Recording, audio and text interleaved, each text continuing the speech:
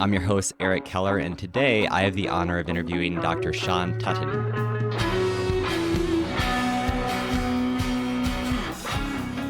Are there things you feel like are really important for us to talk about or kind of get out there to the interventional radiology community? Maybe about trainees. I know we touched on that a little bit, but there's a lot of medical students and residents that listen to this. I think that just to kind of flip it back to the education piece, one of the things that we looked at was, the educational program that our residents were going through and our fellows at the time when it was just a fellowship. And we asked some questions about, do you feel adequately trained in an end-of-life conversation? Do you feel adequately trained in how to counsel somebody on the fact that they're dying and that they're going to die? The futility discussion that you and I are passionate about, do you feel adequately trained and prepared to have a conversation with a patient to say, I'm not going to do this procedure because it is not going to help you. It is a futile procedure, rather than just offering what I call expensive hope, which is something we do sometimes, That's right? a nice term. Unfortunately, we do that, right? And we do that terminal embolization, or we do that terminal X, Y, or Z, and the patient dies within 30 days. And we look back and go, oof, Yep. that was probably not the right thing to do. So, asking those questions and understanding as a specialty and as training programs, are we adequately preparing our future interventionalists to practice this way, to answer these questions, to consent appropriately? I think we should focus more energy on that. And other specialties are as well. And so ER, surgical oncology, some other disciplines have really asked these questions. And because, the patient comes crashing in to your ER and you've never met them as an interventionalist often, and you're trying to make that on-the-fly decision of, should I do this? I'll give you a story, which I think I tell this story. Mike Malowski is a vascular surgeon at MCW, great guy, is very mindful of these kinds of things. He and I were on call one night, and we get the call that there's a ruptured AAA, and we go zipping into the trauma room, and it's this 86-year-old woman, lovely woman, all of her mental faculties there, but she has a ruptured AAA that's going to be a very challenging one to perform an EVAR or even a PVAR, endovascular aneurysm repair. And she's going to end up going on dialysis because it involves the renals, and, it's going to be a daunting task, and she's got comorbidities. And so because of my training and the experience that I've had, and similarly with Mike and how he thinks about patients, and the fact that we were there as collaborating physicians, which I haven't talked about yet, but I think is so important that the two of us were there together to provide that team-based approach.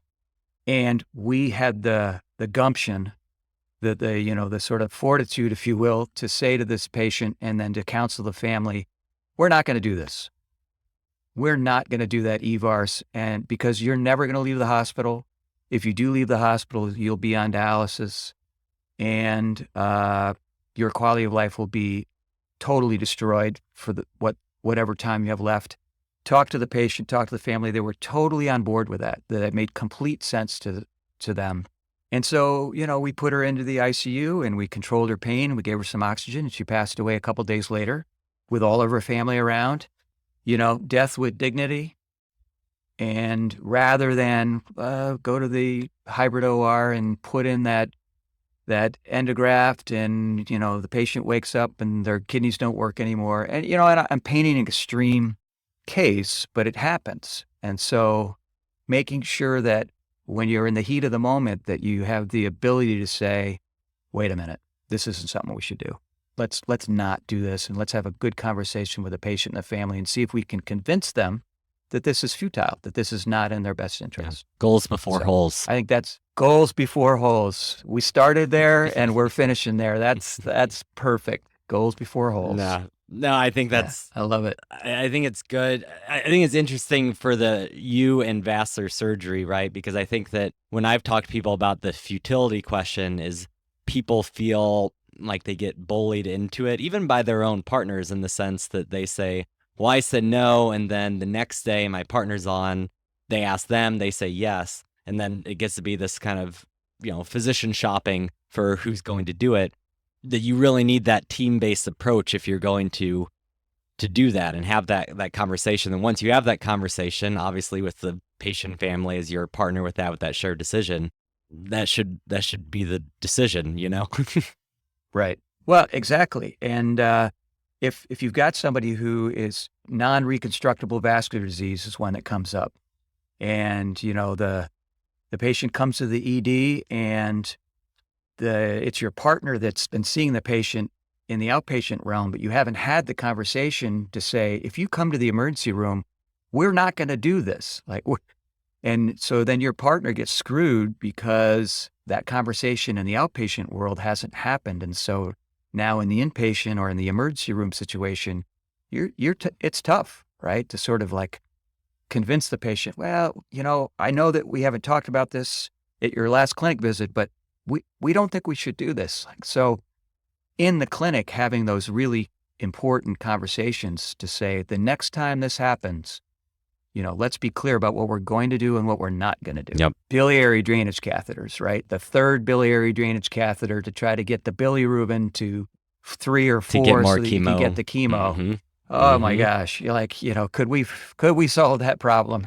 So Helena Rockwell, who's one of our M4s here, super, and is, involved in your ethics project. We were talking about the other day at our meeting, is that a project that we could tackle as a society or to look at as, because we are often pressured to put that biliary drain in, and we know full well that it is very unlikely that's going to get that bilirubin down so that they can get the chemo. And there's even data to support it. Yep. So, that's one of those classic dilemmas that we deal with. Number one example, when we studied and asked a bunch of interventional radiologists, when you say no, what things you consider futile versus palliative. Number one example of futile interventional radiology is that, and then the other one was the gastrostomy tube in end-stage severe dementia. Yeah. For the parent that they're not even verbal, and then it's usually the kids or whatever say mom or dad isn't eating, and you need to put this tube in so they can eat. Those are the two. Right. Yep, for sure. And, in the palliative literature and in the palliative teaching, the gastrostomy tube in the dementia patient is a fairly clear-cut. Yeah. There's guidelines, position statements from the There's Geriatric guidelines, Society. right? Yeah. So again, the cross-pollination between our disciplines so that they can educate us on how to counsel the family and to push back on the referring physicians if they're inappropriately asking for those things is, that's there. That opportunity is there for us. Yeah, exactly. Well, anything else, or should we call it an afternoon or morning? Yeah.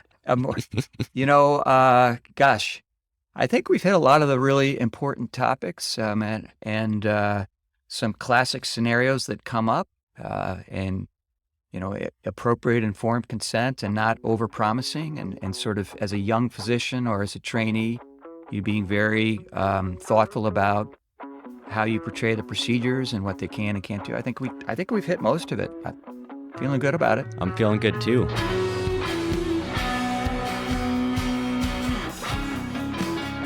Thank you so much for listening.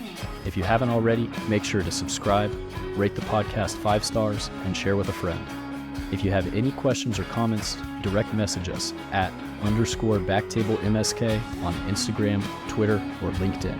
BackTable is produced and hosted by myself, Jacob Fleming, and co-hosts Michael Barraza and Chris Beck. Our audio team is led by Kieran Gannon, with support from Josh McWhirter, Aaron Bowles, Nick Shellcross, and Ness Smith-Savadoff. Design and digital marketing led by Brian Schmitz. Social media and show notes written by Marvi Espiritu and Ann Dang. Administrative support provided by Junwood Kennebrew. Thanks again, and see you next time.